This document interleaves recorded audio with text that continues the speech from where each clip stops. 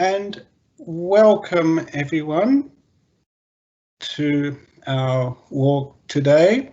As obviously it's an online presentation. The main reason for that is because we're covering actually a lot of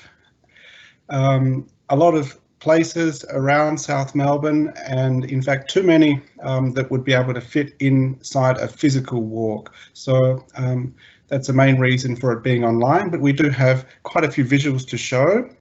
Anyway, just to introduce myself to those I haven't met previously, my name is Tobias. I work in the Port Phillip Heritage Centre in South Melbourne, just opposite the Town Hall there in Bank Street.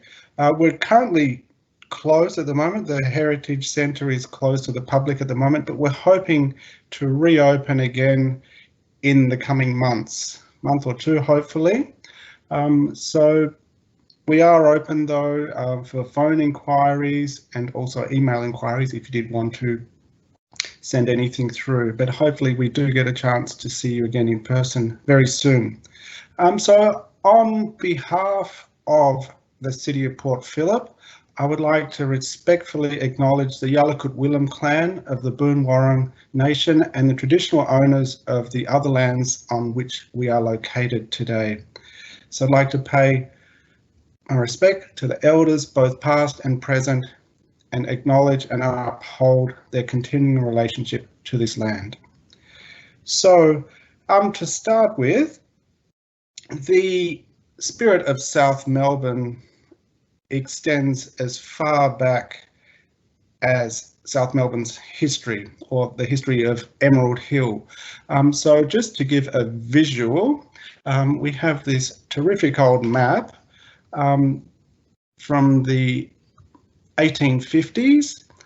So this is what we found is a really great representation of the very early Emerald Hill, which was the name for the area that later became South Melbourne. So if you can follow my pointer, so we've obviously got the City of Melbourne on the north bank of the Yarra, Princess Bridge, and we've got Emerald Hill. So this is the area, Emerald Hill, which later became developed into South Melbourne. But here we can see it's on a slant, but the name Canvas Town. So Canvas Town was, as the name suggests, a little bit of a tent city that was used to accommodate the massive influx of people travelling into Melbourne, or Victoria and Melbourne, in search of gold during the first gold rushes of the early 1850s. So the Canvas Town area housed a number of literally thousands of people over the few years in the early 1850s up until around 1854, when effectively it packed up. And by that stage, we also see there were land sales had taken place in South Melbourne. So we can see again in this image the developing area around South Melbourne. So we've got Moray Street, Clarendon Street, some of the cross streets, Coventry, Dorcas Street, which we'll certainly cover in today's presentation. But just thought to include this image just to give at least a geographical understanding about the area that we'll be covering today. Emerald Hill was established as a municipality in its own right in 1855.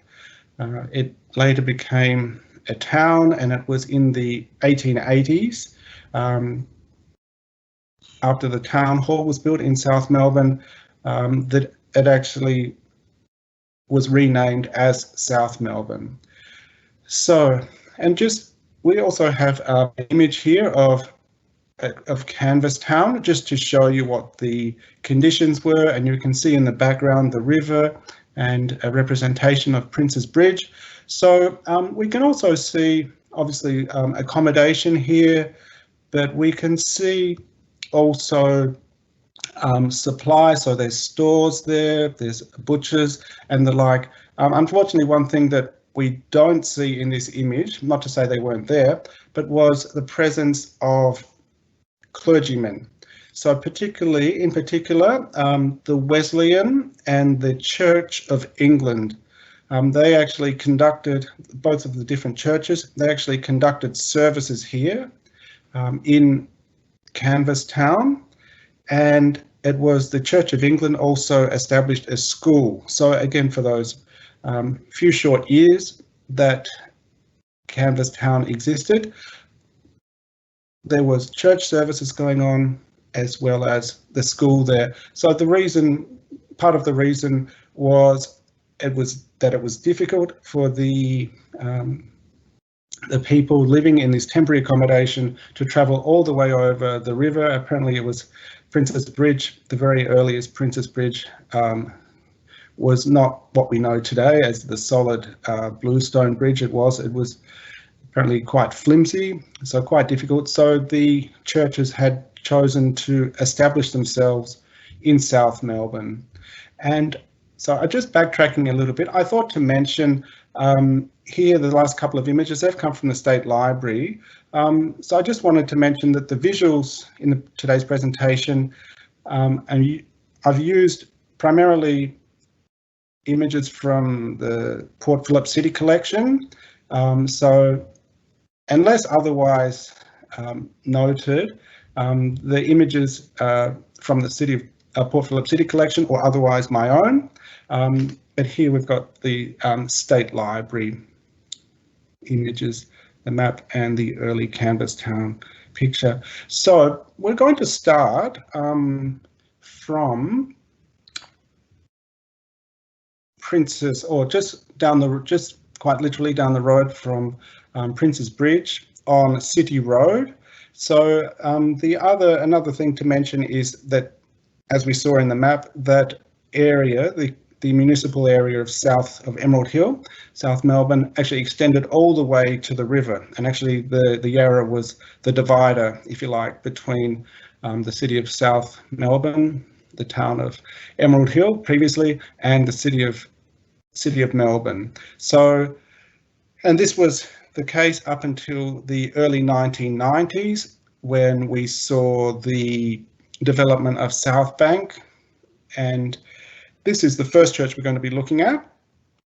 This is St. John's, the former St. John's Lutheran Church, and you can see the address there, 50 City Road in what is today South Bank. So St. John's was established, this was established at 20 City Road. I'm sorry, I've got the wrong address here.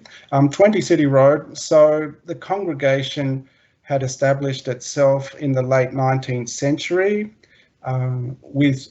by German settlers. So this church itself was built or dedicated in 1928 by the second generation, if you like, of the German settlers. And the other thing to keep in mind, along the banks of the Yarra, it's a far cry from what we see today, was a lot of industry. So there was wharves and shipping rights, all of these along the Yarra. So we did have people from Germany here, and we'll see a bit further some other European countries. So this church at 20 City Road, I apologise for that little. So the church was there from 1928 all the way up until the early 1990s, so 1993. And we have this image here. This shows the same church. It's at the time when a lot of South Bank was being raised.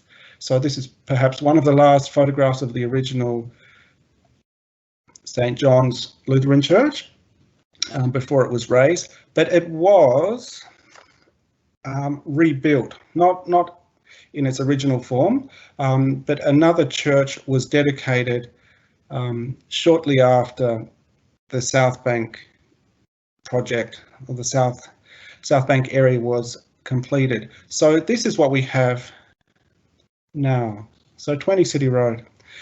So you can see this is in The St. John's Church now is in the court. You can see surrounded by these massive tall buildings, which are very much the architecture of the South Bank area.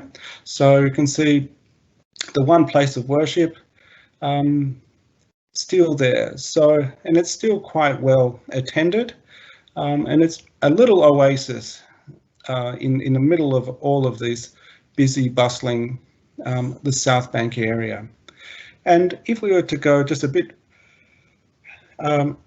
further along City Road to Clarendon Street, we have we did have the former Swedish church. So this was established in 1909 by a group of Swedish folk who lived and worked in the area. So as I mentioned, a lot to do with the shipping and freighting and industry along the Yarra. So there was a significant Swedish population living in the area, and they had separated themselves from what was a more encompassing Scandinavian church that existed in West Melbourne. So they've established themselves as well as a church, and we can see, if I can bring up, oh, I'm sorry.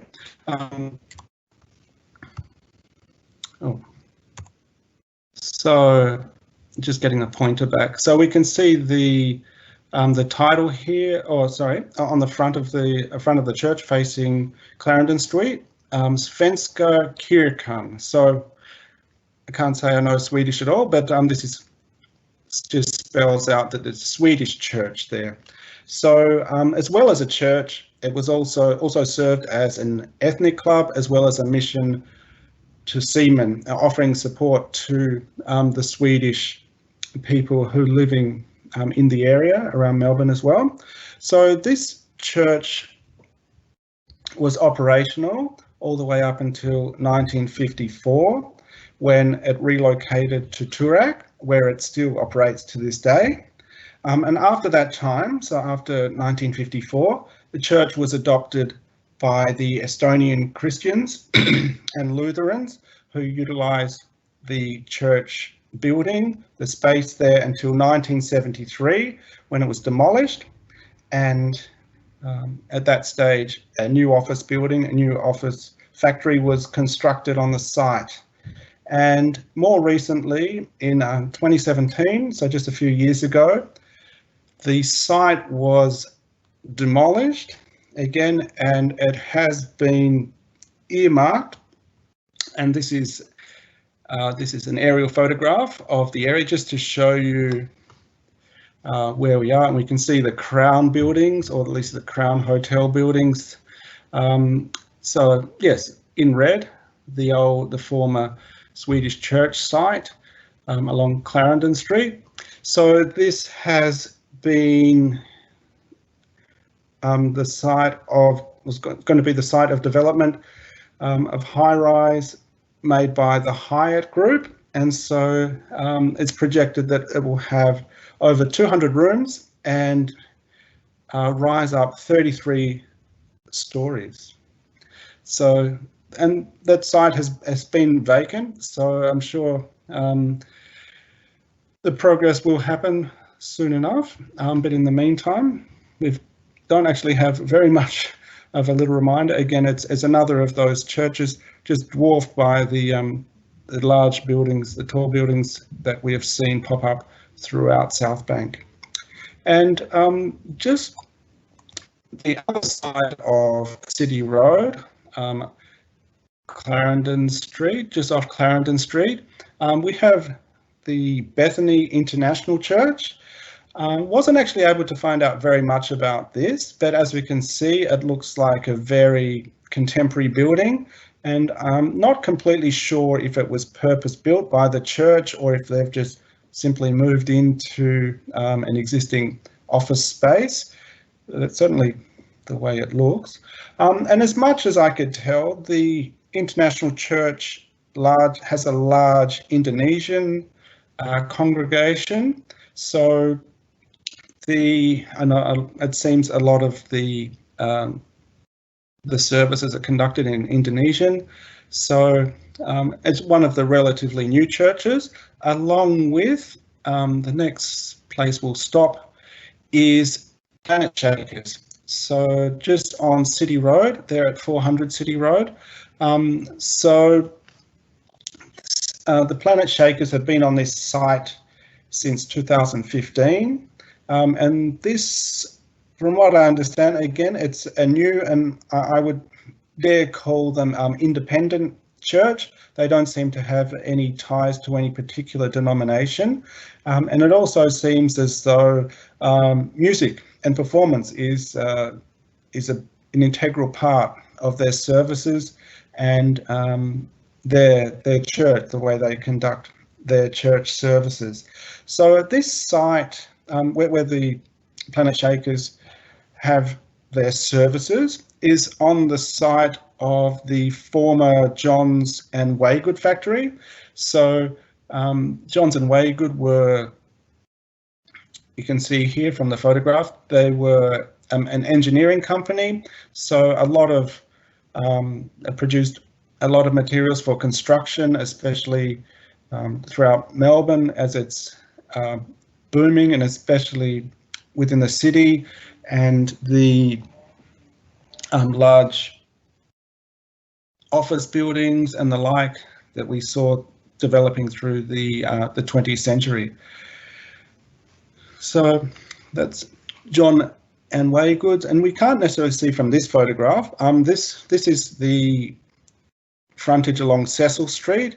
We can see extending. It looks like we've got some offices here, and then the factories themselves, and a similar thing along City Road. So we've got the factories extending that whole block from Cecil Street up until the railway line, the light rail line. So it's a large area, all for that production. And they were also, during wartime, they were also producing munitions for the army. And so moving along, just a bit further up City Road and around the corner into Montague Street, we have the former Church of St. Barnabas on Montague Street there.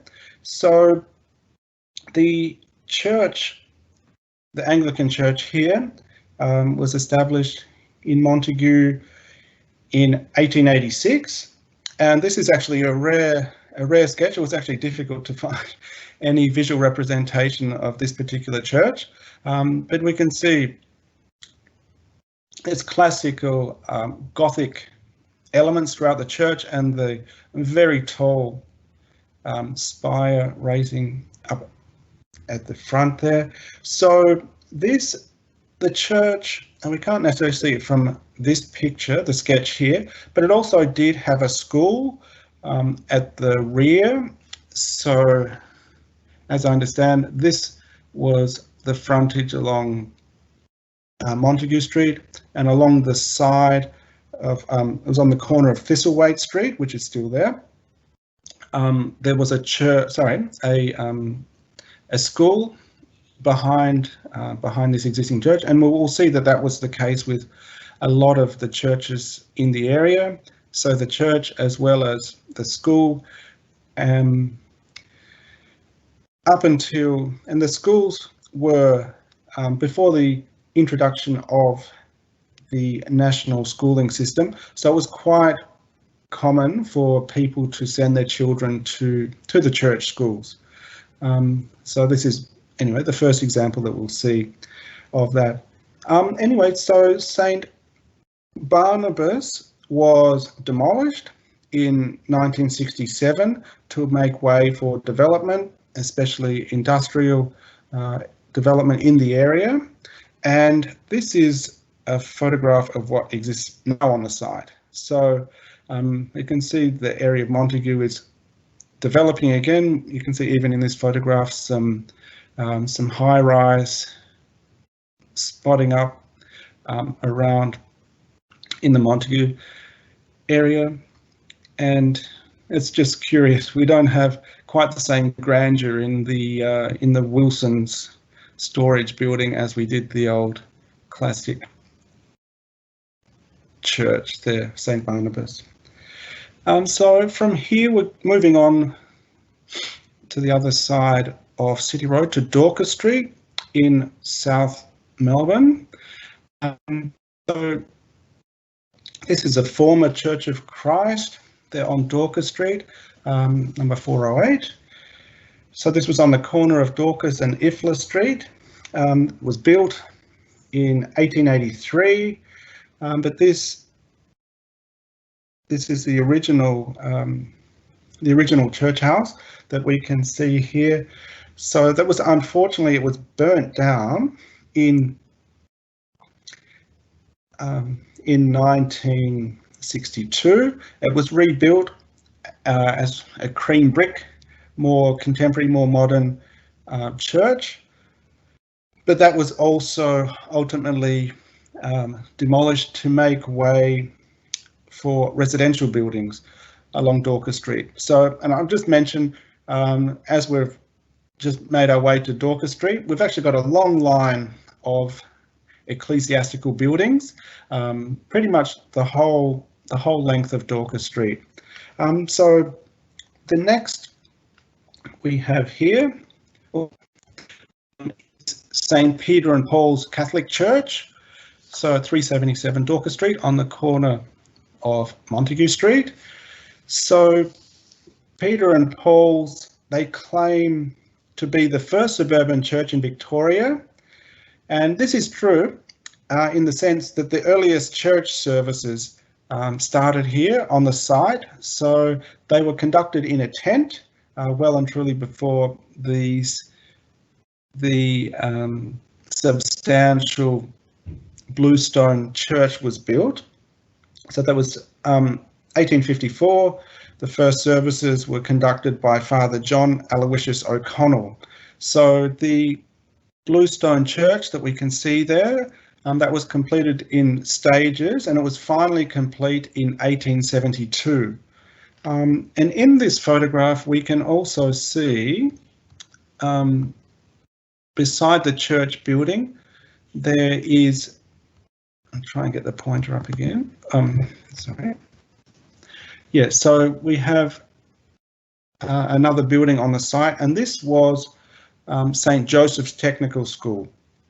And so this operated from 1924 all the way up to 1988. So it served the local community as the technical school.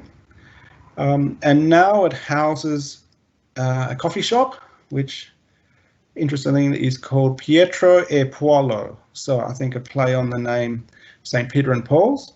And there's also a bookshop in the building called the Friars Bookshop. So this is a prominent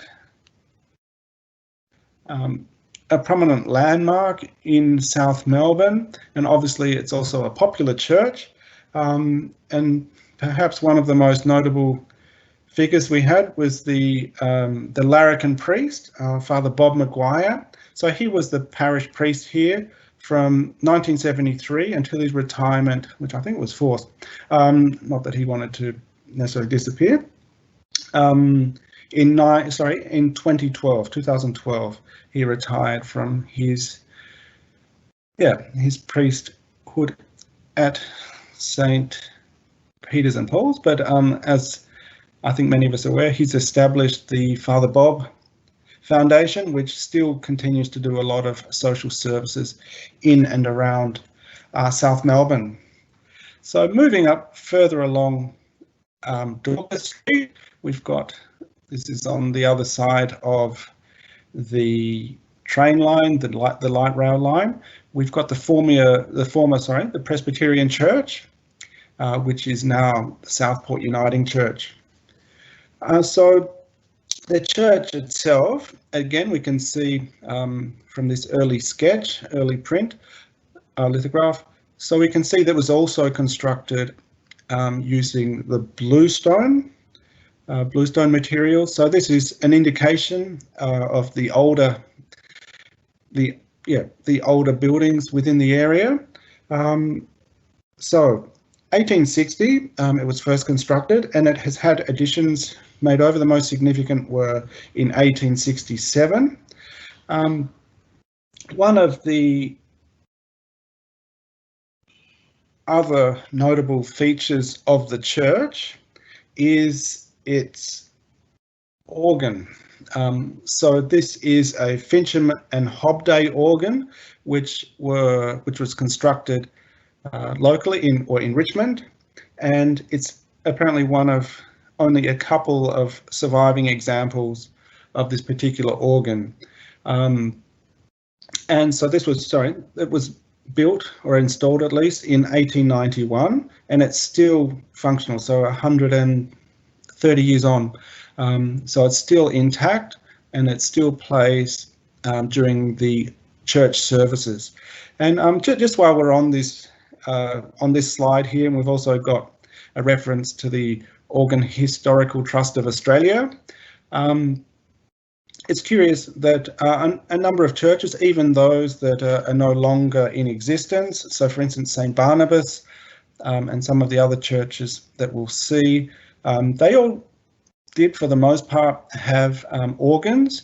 And this little website, the ohta.org.au, it does give details about where the organs have ended up. So just because one church is closed or may even have been demolished doesn't mean that the organ didn't survive. So quite often we see instances of the organ being relocated somewhere else in metropolitan Melbourne or even regional Victoria, or sometimes even interstate. So that's all. It's all curious. But getting back to the Uniting Church on Dorcas Street, it's this particular organ is also listed on the Victorian Heritage Register as well. So the school itself, the church itself, I'm sort of getting ahead of myself. It's attached.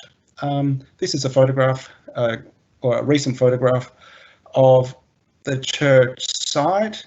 So we can see there's actually having some refurbishing going on to the Bluestone Church.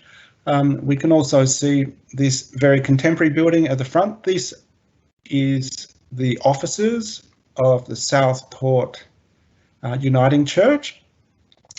So it was in the 1930 that the Uniting Church took over from the original Presbyterian, as the Presbyterian Church amalgamated with the Dorcas Street Presbyterian Church amalgamated with the Clarendon Street Presbyterian Church. So this site was, as I mentioned, was taken over by the Uniting Church in 1930, and we can see the name there, the Congregation of Paul the Apostle. So that's the current name and of the church. It's operating under that name, and we can see on the sign there in the middle, we've got the Southport Uniting Church. So this is a group there of conglomeration, if you like, of this particular Uniting Church, as well as that in Port Melbourne. So I also found when visiting this site that there is, in the former presbytery, there is a minister, a Korean minister living there, and it seems as though there is a small Korean congregation that is meeting in the buildings behind the rectory. So over this, there are some buildings on this side of the old church, to do with, again, with the Southport Church. So they're conducting services there, and I did happen to meet someone who said that they may even be looking at amalgamating with Paul the Apostle. So it's just to see how the congregations actually work together. And on that note, this is the Wesleyan Church. Later became the Methodist Church on the corner of Cecil Street and Dorcas Street in South Melbourne. So we can see on the one block running from Cecil Street again to the train line, the light rail line, we did have two churches sharing effectively the one block. So the Wesleyan Church here, as well as the Presbyterian. And it seems as though they did cooperate. There was obviously sharing the same block of land.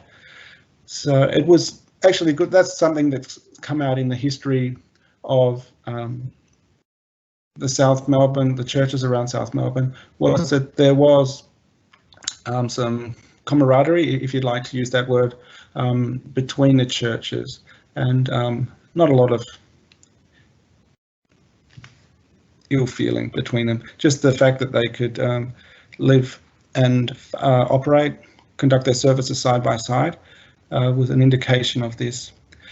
So the Wesleyan Church, the Methodist Church, that was demolished in the early 1970s, and of all things, that for a time became a petrol station. Whereas more recently, it has become an apartment block.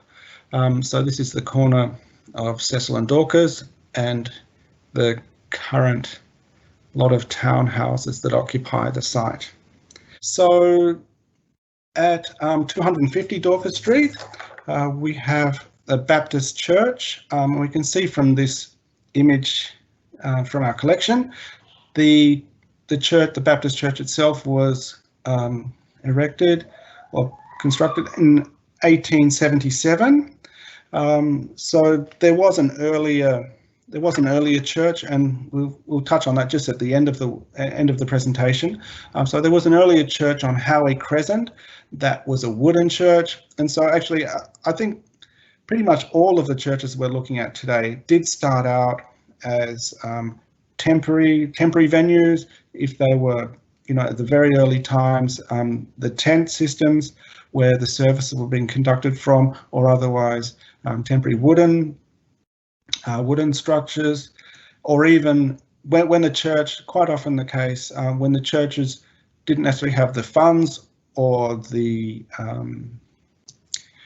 land to actually build on. So quite often they were meeting in community halls. So yes, so literally just half a block or a block away from this Baptist church is the Mechanics Institute on Cecil Street, and further down Cecil Street, just opposite the South Melbourne Market, there was the Great Iron Store. So these were two significant places where more than one of the denominations would conduct their services and their meetings.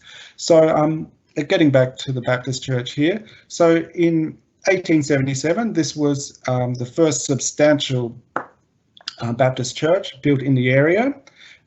So the land had been purchased just a few years earlier, whereas a lot of the other denominations, especially the Wesleyan, the Church of England, the Anglicans, they were actually given grants by the government. But we can see here the Baptists purchased their own land and constructed their own church here. So this particular church was operational, kept its services going up until the late 1950s, early 1960s, and at which time it was taken over by the Ukrainian church. And more recently, since then, it has housed a number of commercial ventures, including the Emerald Hill Theatre, and later on a boys' youth club. And much more recently, in recent times, it has been a carpet warehouse, and right at the moment, it's operating as a gymnasium. So moving on, just a few doors, or just another couple of blocks down Dorcas Street, we've got the former Salvation Army Citadel at 232 Dorcas Street. So this image, we can see a really big crowd. This happened to be on the opening day of the Citadel. So this was 18th of February 1911. So the Salvation Army had moved from larger premises just a block away on Coventry Street.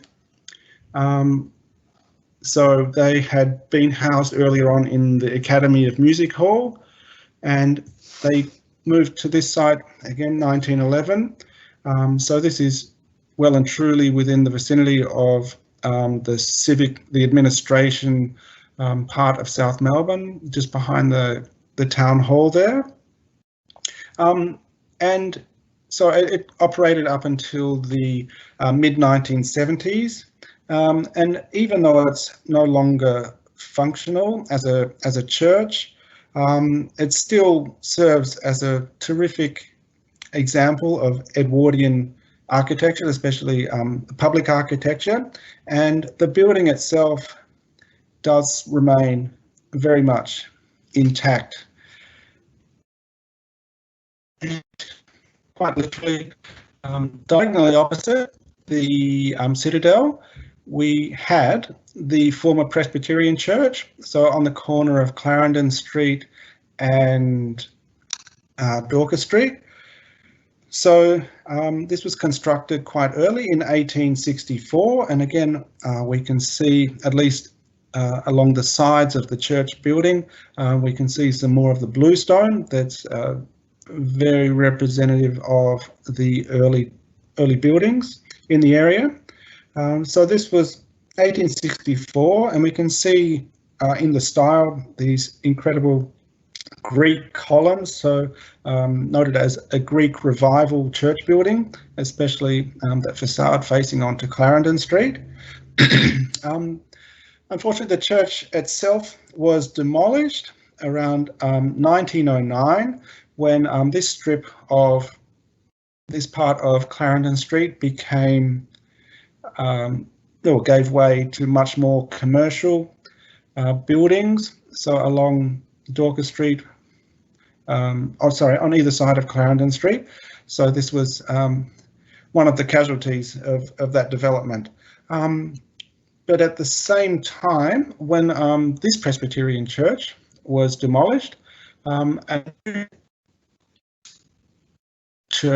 new Presbyterian church was built at the rear of the block.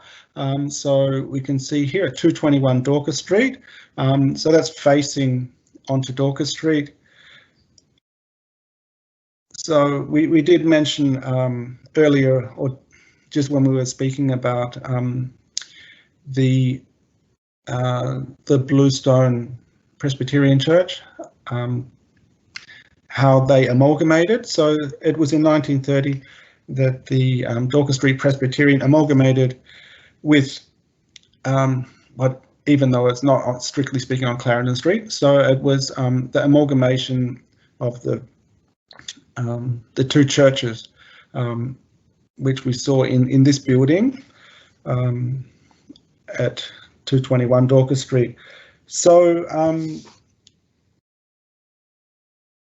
this building housed the Presbyterian services all the way up until the mid-1960s, after which time it was taken over by the Greek Orthodox Church, and since that time, it's still very much quite a lively church, especially on festival days.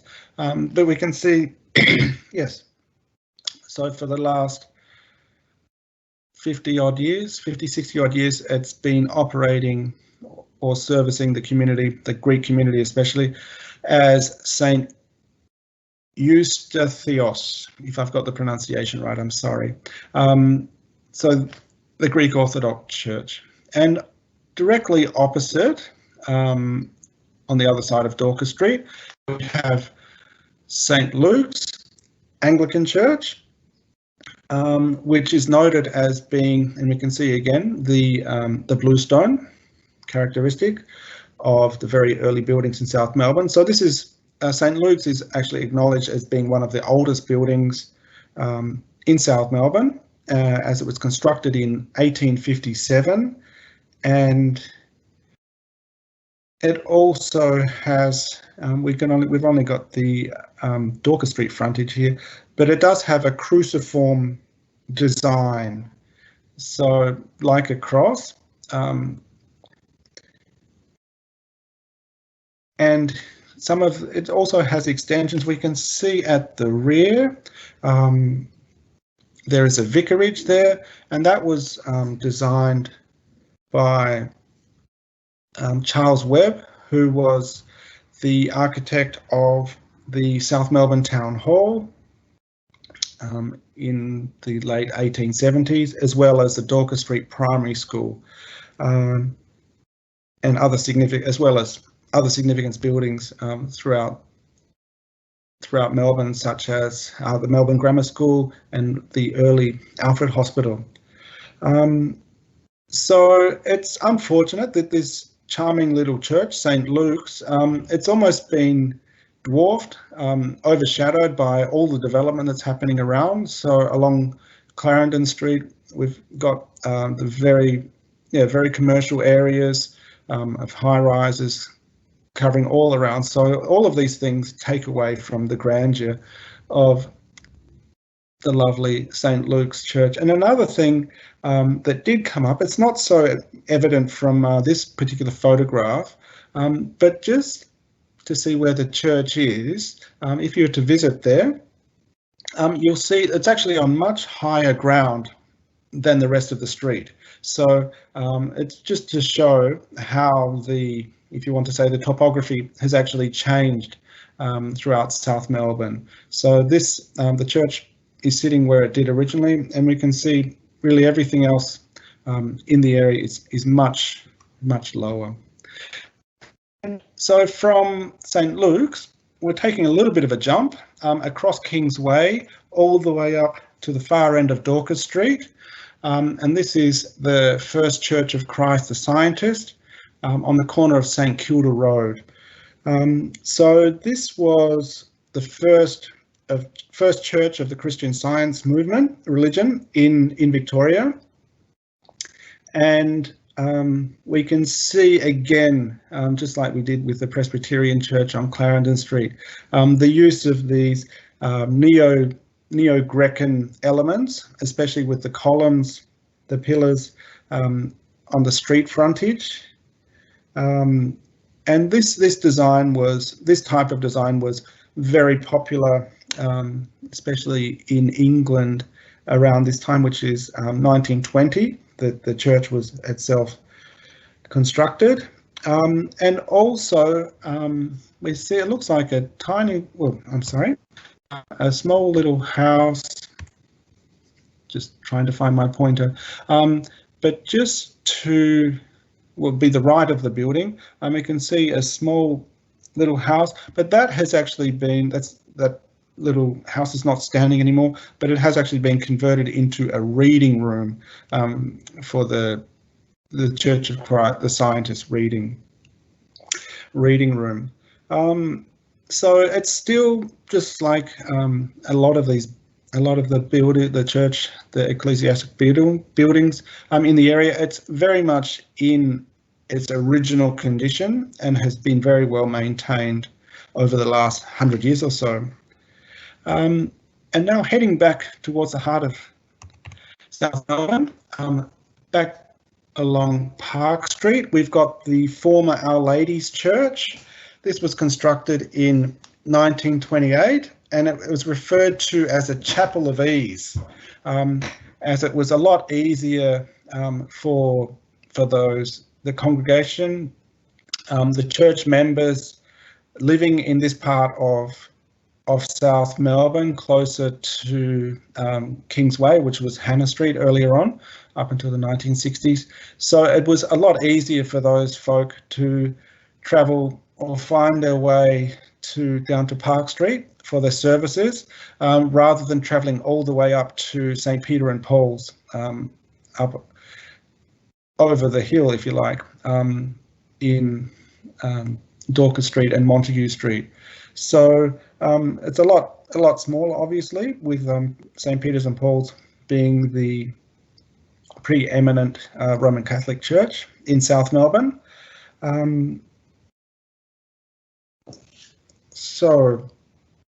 And this design, the Romanesque design, if you like, with its arches around the windows and the stained glass as well. So the Romanesque design was also adopted in a number of churches around Melbourne, most notably or nearby Balaclava and Elwood. We have similar design features also for the Catholic churches there. So this site, it's no longer operational. More recently, it has been used as a childcare facility. At the moment, it's, as far as I can tell, it's sitting empty. It was purchased a few years ago by the property developer Tim Gurner, and thankfully it was saved with a heritage order, heritage directive from the Minister of Planning. So we're not exactly sure what's going to happen with this site, how it will be developed, but it looks as though the building itself will be saved, which is more than what happens with a lot of the other developments. So it's good to know that the Chapel of Ease will remain there. So heading back further west, up towards Clarendon Street again, we've got the See Up Temple in Raglan Street. Well, it's actually not Raglan Street, but we can see the gardens at the front here. They actually do face onto Raglan Street. The See Up Temple, which is also known as the Joss House, is on this little laneway, which doesn't even have a name. But it was built, and we see there is a date and built into the top there, 1866. So the See Up Temple See Up Society was established in the 1850s by quite a large group of people from the See Up area from South China.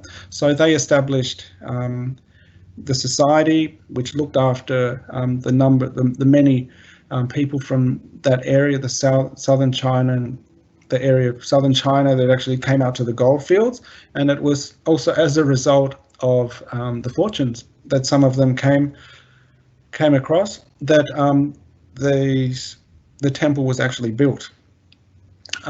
So the building itself was constructed by local people using local architects, local materials, everything else, because at that stage there just was not the skill, if you like, of how to build a Chinese temple in Australia, especially in inner urban environment. So it has used the available materials and builders, architects as well, but inside, and even the design itself does incorporate elements of feng shui, so some traditional Chinese elements. And inside, that's where the worshippers have been coming since 1866, and it still is operational. And that being the case, it is the oldest functional Chinese temple in all of Australia. And just while we're here, we can see the red brick building to the left of the original temple buildings. So this was this extension was built in 1901. I think this was an ancestral hall, so that's what a lot of the The worshippers here are coming to pray for their forefathers, and there are 2 additional wings on either side of these main buildings that we can see. There is one on this side, which I think again is another ancestors' hall, and it's not really visible in the photograph, but there is another small temple dedicated to the goddess.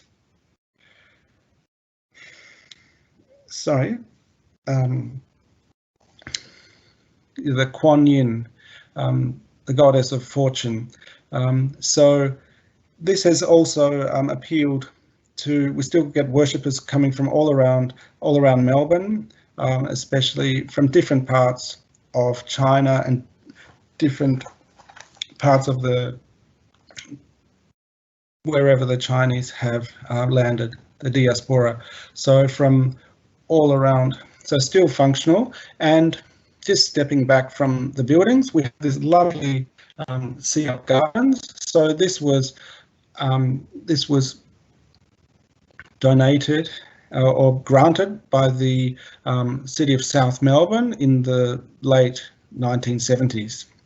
So moving on, this is towards the end, and I'm not sure if any of you joined our last walk around Howie Crescent, but this is not a church, but from the records that we were able to make out, that there was, I did mention before, the Baptist Church. So the early Baptist Church was in this vicinity. It was a little bit difficult to work out exactly where it was. But yes, in this vicinity of 22 Howie Crescent. So the original wooden Baptist church was here just for a very short time in the 1860s up until the mid 1870s.